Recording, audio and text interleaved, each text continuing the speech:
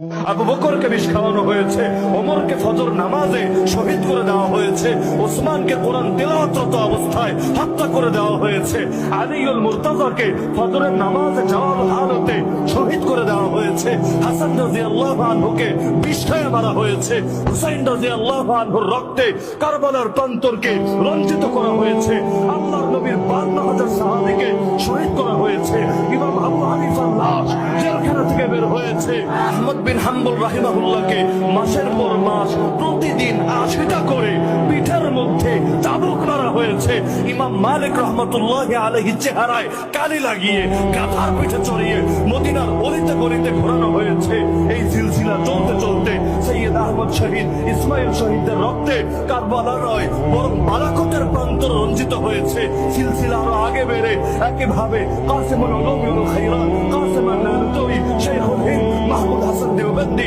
শাইখুল আরবি ওয়াল আজম হুসাইন আহমদ আল মাদানী, শাইখুল তাফসীর আহমদ আলী আল লাহোরী, তাদের রক্তের নজরানা সামনে আসতে আসতে সর্বশেষ আমাদেরও আকাবির এবং অনেক আশিকের রাসূলের রক্তে শাপলার প্রান্তর রঞ্জিত হয়েছে।